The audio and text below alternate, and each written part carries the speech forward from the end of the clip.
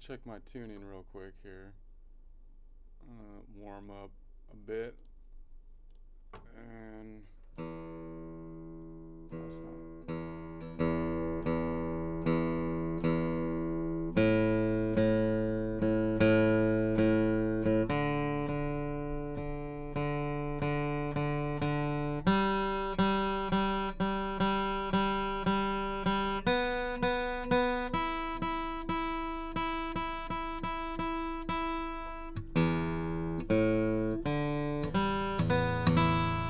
Alright, let me get my glasses real quick too. Or my other glasses. My plain glasses.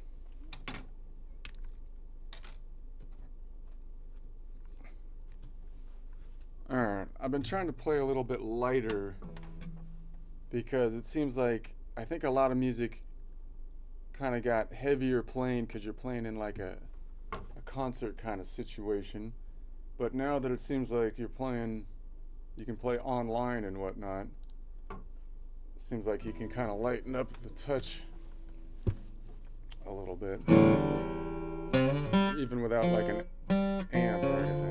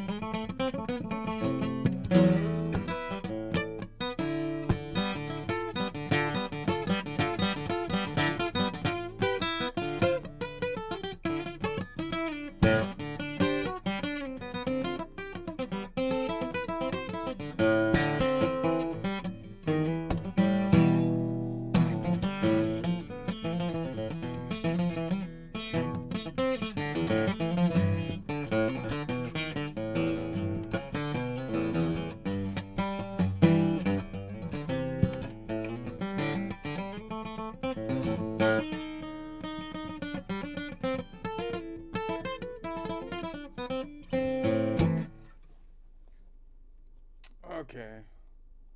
I wonder if this is. Oh, I can pull this down a little bit. It's a little too high. There. I don't know. Alright. Maybe this should. Okay, that's whatever.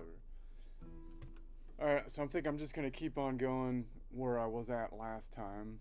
So I'm going to. I'm going to keep on like thinking of the door. So on the bottom half of the screen, I'm going to try to switch these both. So on the top half of the screen, you've got the distances, and then I'm going to be working in this part of the screen, in the middle of the screen, which is just going to give me the numbers, which I think is actually the cleanest way to see it. And then I'm going to try to use my technique here in a more functional way to try to combine different modes together, mainly looking at the blues because I think that's like in between. So it's a really cool thing to look at from multiple angles. And so I'm going to be continuing on. I'm going to be continuing on. I left off looking at the progression of, I was gonna say, from the Dorian to, so I was gonna play a blues progression, which would be D, it'd be D, G, A, instead of before I was doing A, D, E. So we'll say the D is the root, right? D, G, A. But then I'll try to look at each of those points kind of individually and just kind of hang out on them. And so that's going to be, I'm thinking I'll continue on with that. By the way, if you are an accountant, I'm going to be going into my accounting stuff pretty soon.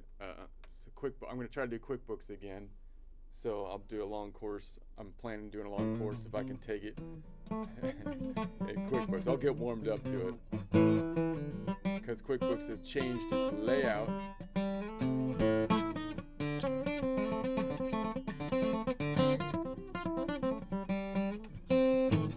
All right, so let me try to get a quick joke first before I do that. So let's see. So I'm still watching the troll fights over here. So I haven't seen the latest on it, but you've got some pretty outlandish some pretty outlandish claims going out after a very kind of prominent, American political kind of, private organization. I think it's private or nonprofit organization. So it's kind of an interesting thing. I don't know. I'm trying to think what would I do if I was like under attack like that? I mean, I kind of feel like what's happening is again, this is what I think. Like the goodwill, I don't know what these symbols say, by the way. This is an AI thing, so if that says something offensive in Japanese or something, I don't really know. So I just, it's an AI. Anyway, so I feel like, if the trolls are after you, and they're after your organization or something, or you personally, it's what do you do? And I think the two strategies are either you turn your full force and fight the trolls, or you basically let other people fight the trolls as you keep continuing doing what you're doing. And I kind of think the second one would be for most people the better strategy, right? Because what happens is the trolls, they go after where the goodwill got built up. And then if the leader of the goodwill area, the organization, I don't know, say dies, then it's a target. They're oh my goodness, all this goodwill is sitting there. They're gonna cash in on it by making conspiracies or do whatever they do, right? And then it's okay, so what do you do if you're part of that? Then it's you would think that you can, the problem is, this is where I think the problem is. You think that the sincere person that generated the goodwill by good intended actions would be try to ask the troll, hey troll, can't you see I'm totally open, I'm totally being completely honest, everything I'm doing, I'm doing my best, I might make mistakes, but I'm doing my best.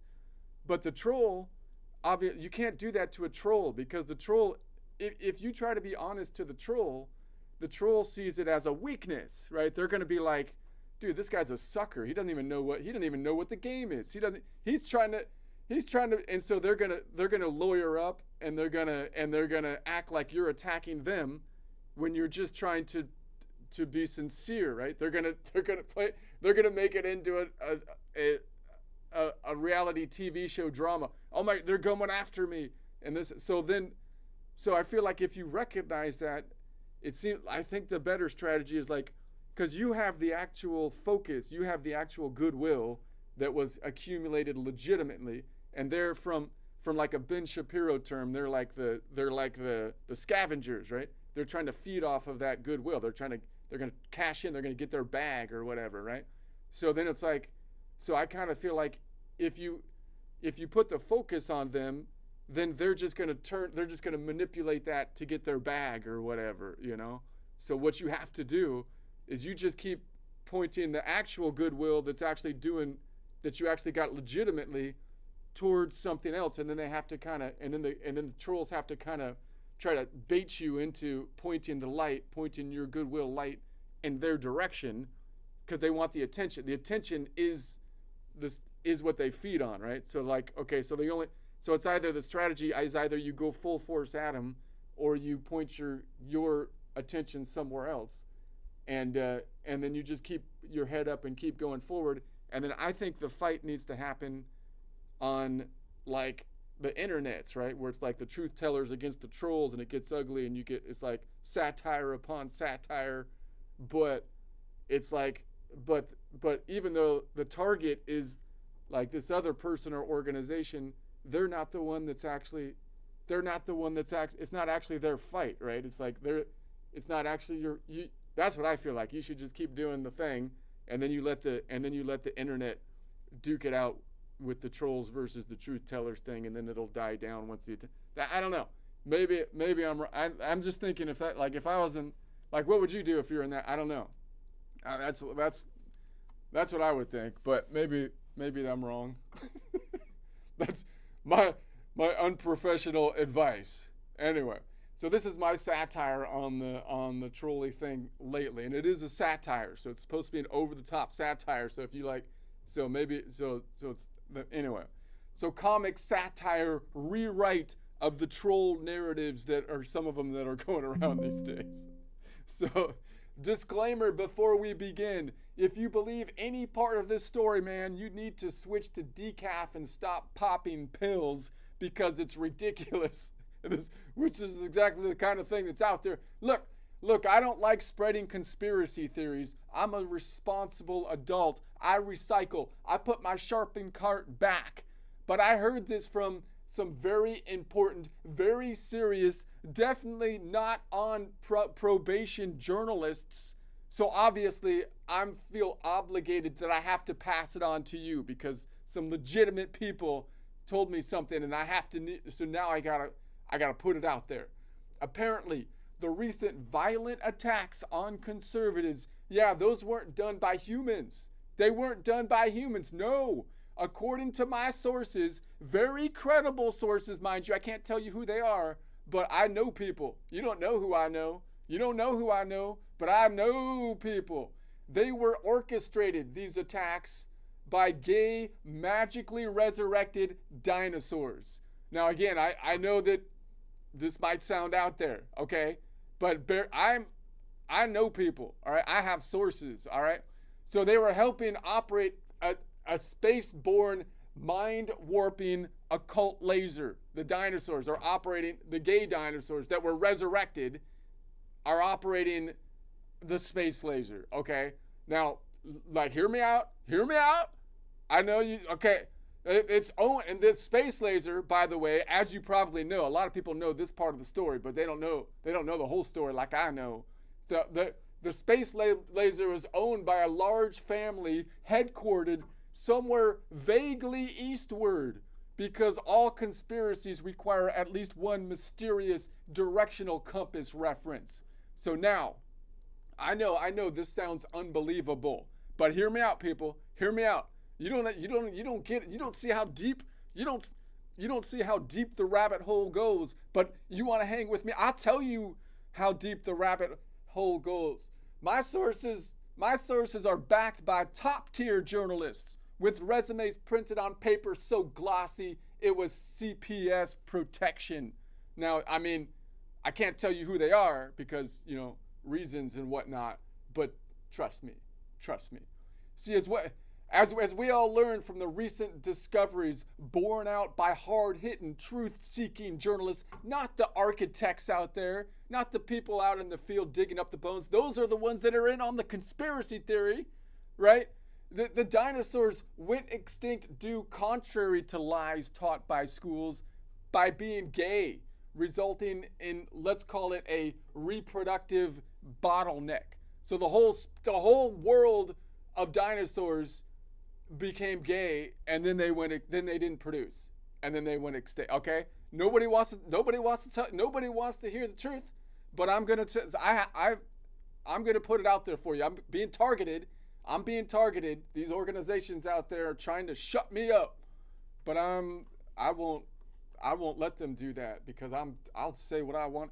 But look, their bones. They should have stayed dead, these dinosaurs, because that's what happens, right? They should have, but no, Their bones were recently and unnaturally dug up, resurrected, if you will, and reanimated using forbidden sorcery magic. Of that, it was caused by that one nefarious family in the East, who definitely doesn't sound like the punchline of every lazy conspiracy theory ever. No, this isn't a half-cocked conspiracy theory. This is the facts. This is journalism. These resurrected gay dinos, the dinos, of course, being freakishly strong due to regular prehistoric protein injections, they used their ungodly, forbidden strength to help construct a giant black magic space laser. And this is where people get confused, because a lot of people have heard about the space laser, okay? And they try to tell you that the space laser was designed to like zap people from space and like kill them or something. Like I can't say that word on the internet. They try to delete them, right? But no, they don't know these are idiots. They don't have sources, man. It's not for assassinating people. Only absurd amateurs would think that. People that aren't in the know. That's misinformation spread by people who don't have smart friends like I do. People who do not tragically subscribe to my Substack, by the way, which is in the description. So the laser doesn't kill, man. It doesn't kill. That's ridiculous. It zaps gender clarity right out of your skull. That's what it does. They're behind this whole... Where do you think this came from? Where do you think all this confusion came from? It came from the space laser operated by the gay dinosaurs that were magically resurrected by the giant family unit, the magic family that lives it's headquartered in the East, okay?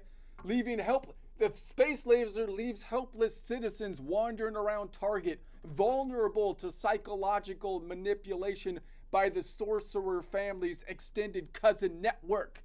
And by dinosaurs, the dinosaurs also take advantage of them by pretending their feathers are actually fur, which seems to be one of the things that the mind laser does in its confusion. They're attracted to fur. So it's attracted exactly as intended to their already confused, newly magic space laser zapped victims, man. That's how they keep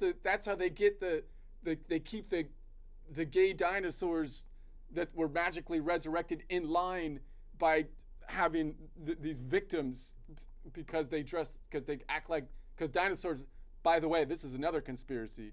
Dinosaurs had feathers before. They weren't like lizard really, so they had feathers, but then they pretend the feathers were fur because the space laser like makes the people like furry stuff. So to their already confused newly magic space laser zapped victims. But here's the operational catch. To activate the laser, to activate the space laser, a ritual sacrifice must be made. You have to have a spell, basically, okay? It's a space laser, but it's magic. It's got black magic in it. So the spell requires 6 strands of hair, 6 toenail clippings from the left foot, and of course, 6 drops of blood from the sacred post-foreskin removal region. You know where I'm talking about, because it has to be part of the foreskin removal spot. So now you know who could possibly supply that kind of oddly specific ingredients. Who could have acquired that? Because we know you need those ingredients to operate the space laser. Where do you think the occult people got that stuff? Who could have got that close to the victim? Yes, you guessed it. The grieving widow. The grieving widow, right? Sure. Or should we say the gatekeeper of the laser ritual? Because look, my sources are devastated to report this, truly heartbroken. They had to take full commercial break to recover.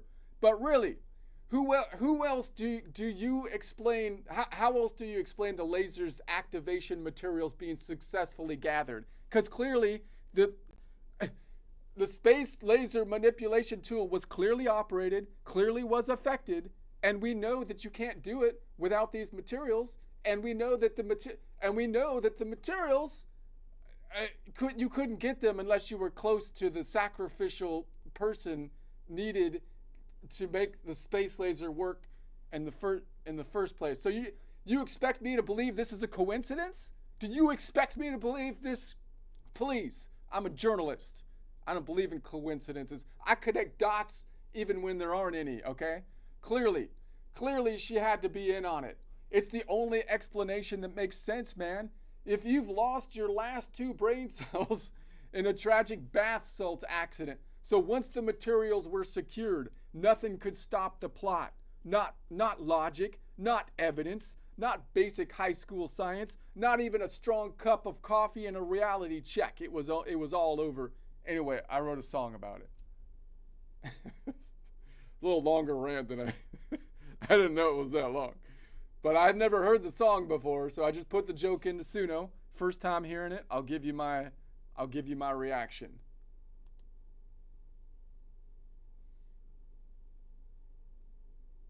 Disclaimer before we start, let me keep this real. If you're buying this story, man, ease off the pills. I don't spread conspiracies, I'm a responsible guy. I recycle, push my car back, I don't follow every lie. But I heard some top reporters super serious, totally legit. Not on probation, much from now I'm passing you their hit.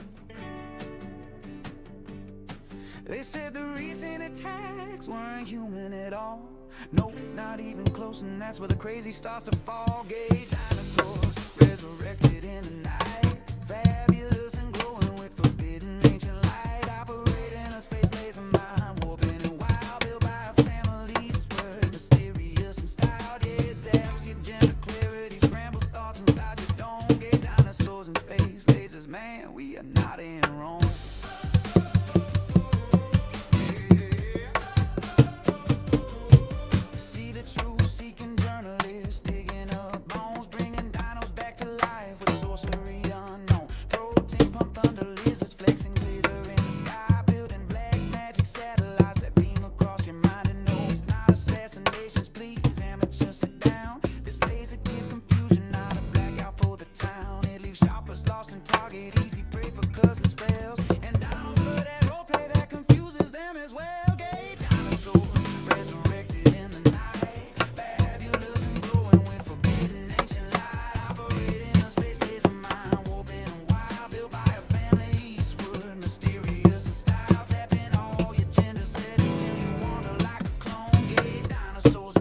Lasers, man, logic left her home.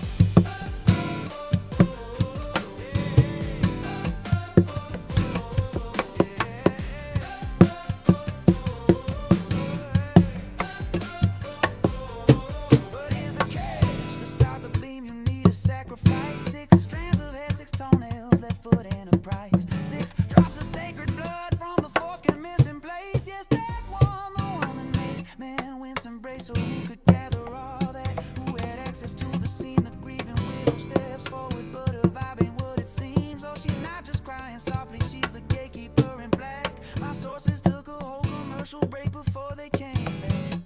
Coincidence? I shout, I connect dots that don't exist. If the logic don't support me, I just bend it with my fist. 2 brain cells left perfect, that's all you really need to follow this majestic basalt powered fever dream. Gay dinosaurs resurrected in the night, running a cold hallway with unlicensed cosmic might. The widow sliced the offerings, handed away every piece. Now the laser's fully charged and reality's on lease. No logic, no evidence, no science class to save. Just dinosaurs and rainbow armor riding on a cosmic wave.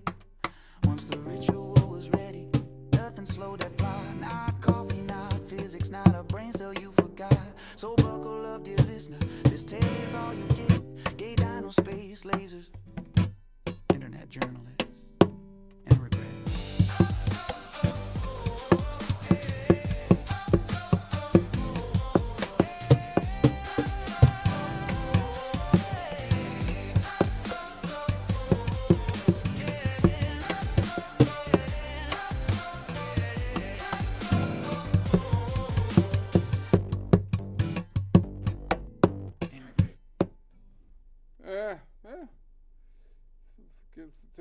Suno's into it's kind of like funky stage, you know. That's what it seems to be into. That's fine.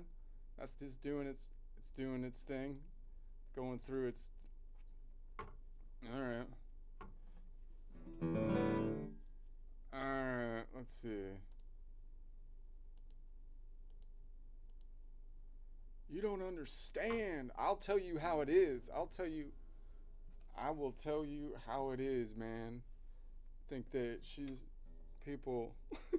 Let me tell you, my Substack. If you like that story, my Substack. I used to sell those papers by the newsstand, by the checkout stand. But I've moved on.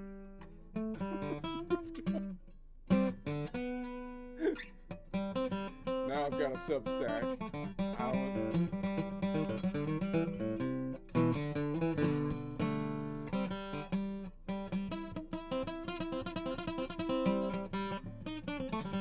All right.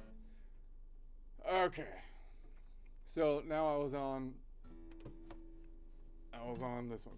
So I'm thinking Dorian. So I was on this Dorian, and this is the collection of notes around the key of C. So I'm thinking the bluesy thing, but instead of going the Aeolian, I'm just thinking I'm going to stay in the same collection of notes around the key of C. So here's the key of C back to A minor, but I'm thinking of it as the Dorian minor, which is a D. That is what I'm going to be focused on, which is a minor, but then I'm going to sharp the third in order to get that to get the bluesy kind of sound. So I'm thinking of myself in minor, but flattening the third, and instead of a pentatonic, I'm thinking all 7 notes in here, which I think actually works better with the Dorian because the 9, as I was looking at yesterday, actually kind of works because the 9 is in the mixolydian. I mean the 9 note away distance, which is a 6th scale degree, is kind of in there. So I think I can kind of work all of the notes, which kind of fit almost better without the pentatonic, and do the 7 note scale in Dorian, which is I think kind of cool.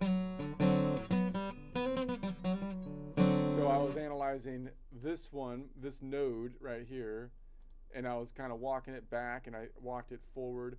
So let's go down, and then I was going to go this way. If I walk it this way, 2, 3, 4, then, I mean, I could, of course, reach out here all the time, and that's going to be from here to here. So now I'm thinking, where's the third? From the Dorian, it's 2 modal whole steps up, because the third is 3 minus 1, 2 modal whole steps, 2, 3, 4. So I'm looking for nodal point number 4, which would be the 3rd scale degree, which is 3 notes away from the Dorian. And if I want to push it out to the ocean note, Lydian ocean, then it would be there. So that 4 stands for the Lydian point, the Lydian ocean. And then where's going to be the 5? So it's a 2, 3, 4, 5, right? So wait a sec. 2. I'm trying to find the 5th, which will be 4 modal half steps up. 2, 3, 4, 5. 2, 3, 4, 5, 6. It would be 6. So I'm looking for the 6, and it's going to be the 4th modal whole step, which is the 5th scale degree, which is the Aeolian node. So I have one here, or I have one like right above it, right there, and right there. So if I was new, so the other way I'm often kind of noodling is like, okay, I can kind of think about this almost as though it was if it was the top string, like in my normal shape number 1. But now I'm down here, but it's still not shape number 1 because it's off the Dorian, so it's a little bit different. But in any case, you have that same pattern. So the 3rd is out here. So I could push that out with my pinky to here, which is a longer stretch. Now that pattern, I kind of find it weird to try to figure out, like, just like that, what's the best way to play that pattern, because this note is like kind of like in this key but not, and I'd kind of like to smear into that note. So it's almost like you got 3 notes that are in the pattern, but it's almost like you want to go this way and not back, because I want to go from this 3rd to this 3rd, not really this 3rd, back to this 3rd. But I still think it sounds kind of cool to kind of like do my. So if I was to reach out there, like you would think the normal pattern, if I want the other 3rd, it would be out here, right? So it'd be like, so my fingers kind of fit.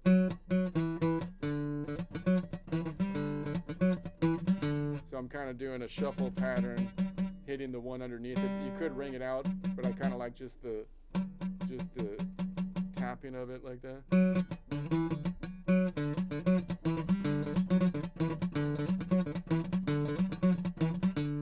And I could start that out by going this way. So I smear into it.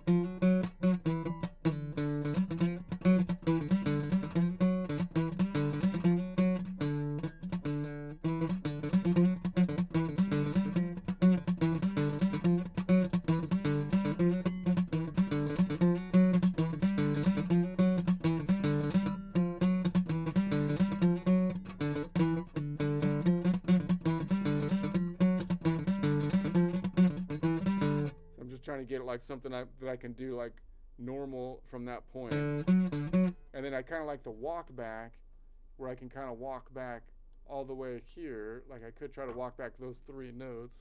So that like kind of fits my 3 fingers. So I could try to get 1 finger per note. But then I'm walking it back, so I kind of want to end out here.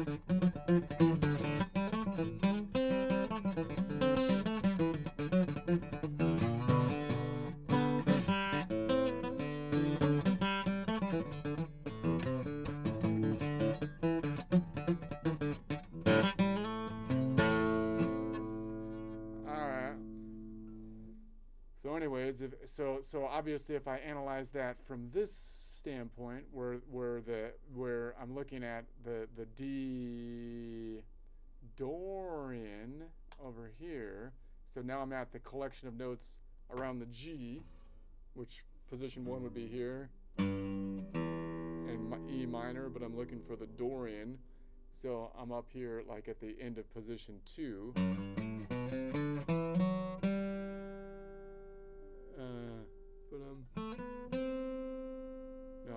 Where am I? I'm right. No, I'm back here.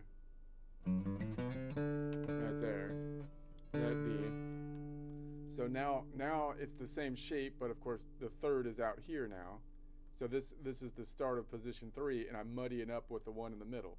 So I could do the same thing, but now I'm thinking of this as the Mixolydian node. So now I'm thinking that's Mixolydian, and the 3rd up from the Mixolydian would be a major 3rd away, 4 away. So I could do the same thing, and then I'm going to muddy into it. So it's just the same thing, but I'm looking at it from this point, like this shape that I'm in, starting on this fret, is what I would call shape number 3. which you might call from the Ionian perspective an Ionian D shape, right? Because from a caged system. I'm gonna stop saying right. Do you agree with me? Right? Right? Am I right or what, man? Do you know what I'm talking about? Do you know what I'm saying, man?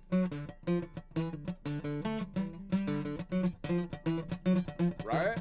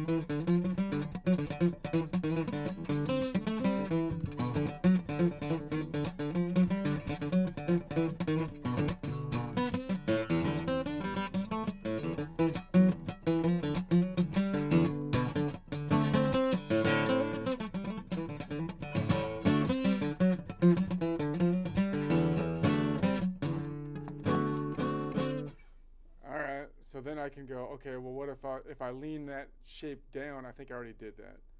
So then above it, I have 5, 6, 7 is the third. So let's go down. I didn't change the other one again. Let's go down to this one. Let's say I go to this Dorian down here and say, okay, if I'm on that Dorian, I'm still kind of like in position 3. So once again, I'm in the collection of notes around the key of C. So, right, so this would be C back to A, if A, and then, but I'm looking at the Dorian, so this would be 6, 7, 1, 2. Dorian is node number 2, but I want the Dorian down there, so if I go an octave up, 2, 3, 4, 5, 6, 7, 1, 2. So now I'm on this Dorian, which is at the top of this shape. And if I lean back, I'm on shape number 3. If I lean forward, I would be on shape number 4, which from the Ionian perspective would be the Ionian E shape. So I'm going to be here from a cage system, if you want to. So I'm going to try to lean. So I'm going to try to lean back. So 2. What's the third away? If I'm on 2, it's 2 modal whole steps up. 2, 3, 4. So I'm looking for nodal point number 4. So I have one. If I'm leaning back, I have one back here. So I can do kind of like my walk back, and then I'm going to say, so I'm. What about the fifth? The fifth is 4 modal whole steps up, 5 minus 1, so 2, 3, 4, 5, 6. So I'm looking for nodal point number 6, which is an Aeolian from the perspective of the Dorian. So I have one here, and that might not be as useful. I've got this one here. What I'm kind of more interested from a blues perspective is the 7. The 7 is going to be 6 modal half steps up, which is right behind the 2. So I could say 2 minus 1 would be 1. It would be the Ionian. So I have one here if I'm leaning back, which is kind of interesting. And I have one here if I'm leaning kind of back. So if I was trying to walk back to that third back there, and that third, by the way, is a minor third. So if I want to smear it, I'd be moving it from here up to here, right? Up to there. And that would be the general idea. What about the funny 6 from the Dorian? So the 6 is 5 modal whole steps up. So 2, 3, 4, 5, 6, 7. So nodal point number 7 is that interesting one, which is right behind the 1, right? So that I can kind of smear between those two. That's the one that normally would be eliminated if I'm in Ionian, but I think kind of sounds cool. So maybe I'll kind of go between those two and see if I can pick that one up from the perspective of the Dorian. So now I'm like, okay. So I'm going to put my pinky on this one and try to just walk it back.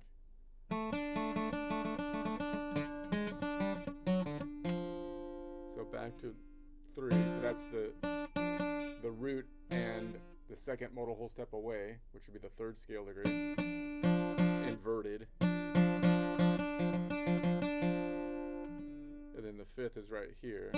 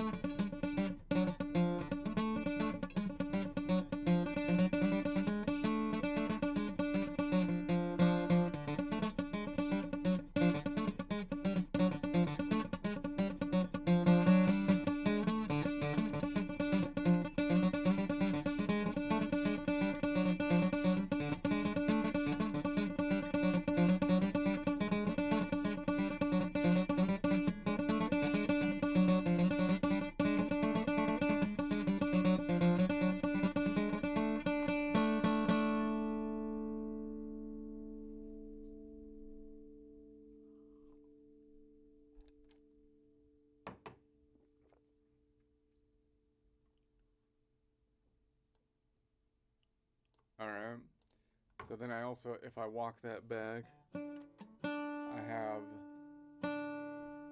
the 7 right behind it. And I also have, so I could reach back to this one.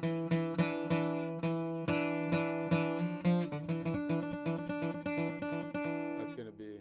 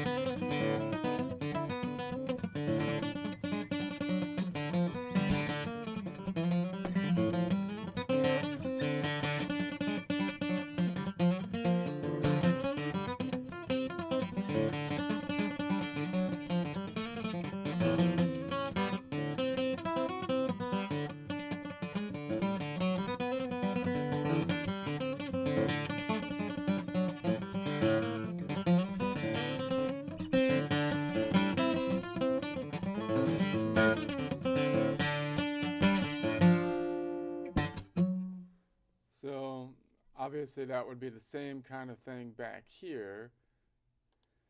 So now I'm on this node, which I'm thinking is the Mixolydian.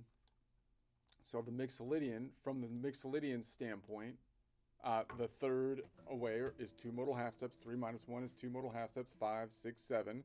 So the nodal point 7 is the third of nodal point 5, or it's 2 modal whole steps up, in other words.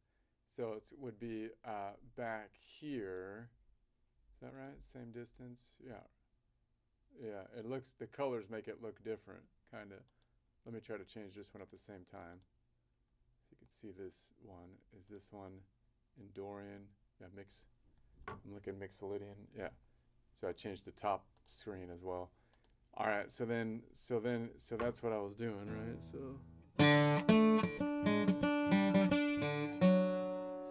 But that looks like it's on the 4th fret. That looks different, doesn't it? Something's different with that.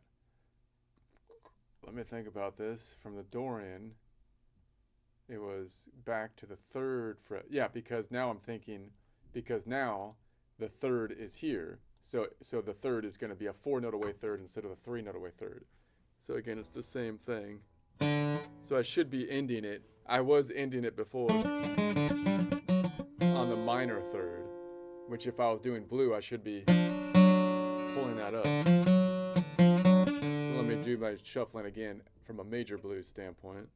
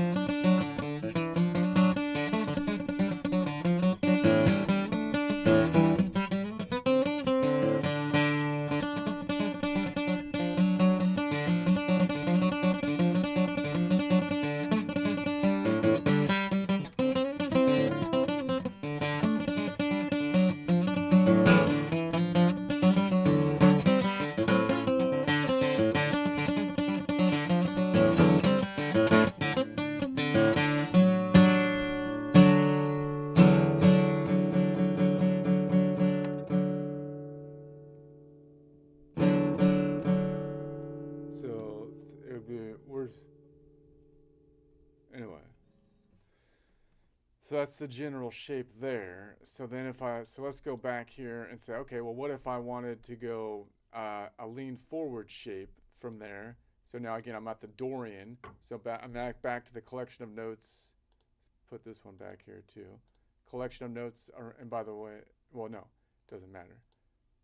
By the way, this collection of notes down here, I'll change the perspective of to the Dorian, which is D. So now the one on the top of the screen has the distances that are properly aligned from the perspective of the Dorian, if you care about that. So now I'm going to say, okay, so now I'm going to say, okay, let's say I'm going to go, so I'm back in, here's the, this collection, C major, which has A minor, which is the 6, Aeolian, 6, 7, 1, 2. So I'm on the Dorian. And then Dorian, I'm down here on this Dorian, octave up in this shape. And now I'm thinking that I'm going to go moving up to the right, reach forward type of chord. So if I'm on 2, the 3rd is 2 minus 1, the 3rd is 3 minus 1, which is 2 modal whole steps, 2 modal half steps up, 2, 3, 4. So I'm looking for the Lydian. So where's a Lydian in this shape? There's a Lydian, there's the box up top on this shape. The Lydian lives in the bottom right of the box because it's a major mode towards the ocean. I call this Ionian's house. It's in the bottom of Ionian's house. So we have, boom, that would be the minor 3rd. And then I want to smear that up to the major 3rd because I'm smearing into the major blues. Ba-boom. And then, so that same shape from this perspective would be Mixolydian. So now I'm on the collection of notes around G, which is position 1, E minor, and it has D, but it has D now Mixolydian. So now I'm on the shape up here, which is shape number 3 now. Shape number 3, starting on the Dorian, is actually up top, but I'm on Mixolydian now. So if this is 2, 3, 4, 5, there's the Mixolydian, and then walking that up 5, 6, 7, 1, 2, 3, 4, 5. So here's the Mixolydian up here once again, same note, but now it's nodal point number 5. Now I'm leaning forward in this shape up to this shape. So now I'm leaning forward up to this shape, And now if this is shape number 3, the front half of this shape is shape number 4. Shape number 4 is, from the Ionian's perspective, the C shape, right, in our caged system, right? This was D, caged back to C. So now, so that would be like if I was to play the shape from the top, it starts on the 3, which is the Phrygian, right? Phrygian shape, if you want to call it that. Some people might say it that. 3, 4, 5, 6, 7. So 3, 4, 5. That's where our root is. 5. And then if I play the scale from there, 5, 6, 7, 1, 2, 3, 4, 5. Right? And then I'm on, so then this 5 up to here, that would be a major third away, which is 4 notes away. If I flatten it, it would be here. How do I know it's 4 notes away? I can count it, because if it's above it, it would be 12 minus 4, or a negative or counterclockwise direction of 8. So there's 5 notes between the string, 5, 10, 9, 8, right? 4 notes away. Okay.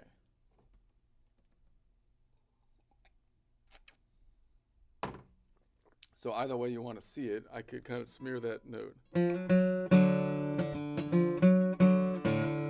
Now right above it is the 5th. So the 5th is 4 modal half steps up. So 5, 6, and 4 modal half steps up. So 5, 6, 7, 1, 2. So from the perspective of this, it's the Dorian right there. But also note that if I'm on this nodal point, I also have a D right above it on the open string in this particular perspective, which is a nodal point 5 from this perspective.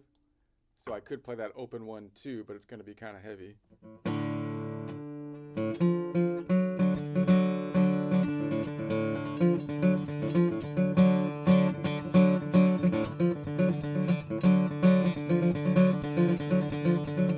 It's kind of nice to realize that I have that play between the 3rd and that open string though right there, just for its own. That's kind of cool just to know for itself.